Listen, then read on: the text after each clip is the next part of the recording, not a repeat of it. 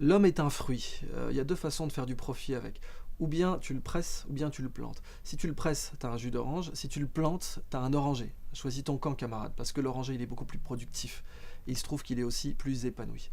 Opposer productivité et épanouissement, c'est un des grands mensonges du XXe siècle et de la révolution industrielle, en fait. Ça date de la révolution industrielle. Ce qu'il faille souffrir pour être productif, vraiment, c'est un virus de notre esprit collectif. C'est un logiciel malveillant qui pourrit notre société et notre école.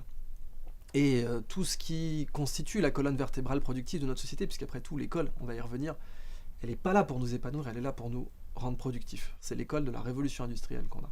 Et cette école, elle est là pour la productivité. Et bien du coup, l'épanouissement, elle s'en fout. C'est pas qu'elle s'en fout parce qu'elle est méchante, c'est qu'elle s'en fout parce qu'elle peut pas le mesurer. C'est tout. Comment tu mesures l'épanouissement? Tu vois, une note. Encore une fois, quand tu as un marteau dans la main, tu vois tous tes problèmes comme des clous. Quand tu que la note dans la main, tu vois tous tes problèmes comme des trucs que tu peux noter. Comment tu notes l'épanouissement de quelqu'un? Sur de 1 à 10, t'es épanoui comment là? Tu peux pas faire ça.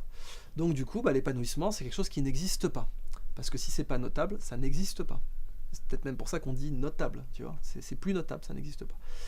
Productivité, épanouissement. Moi, mon postulat, c'est que tout homme productif n'est pas forcément épanoui, mais que tout homme épanoui est forcément productif. Un homme productif, il peut être dépressif.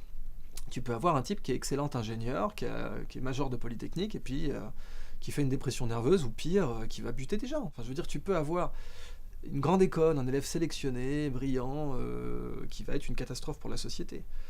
C'est un peu ce qu'avait dit d'ailleurs Isaac Asimov. Isaac Asimov avait dit une civilisation qui produit beaucoup de connaissances et peu de sagesse, elle est vouée à l'extinction.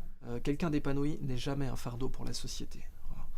Donc si jamais on se pose la question de l'utilité sociale, on se pose la question du bien commun, de la richesse commune, quelqu'un d'épanoui est toujours un stabilisateur social et toujours un trésor pour l'humanité.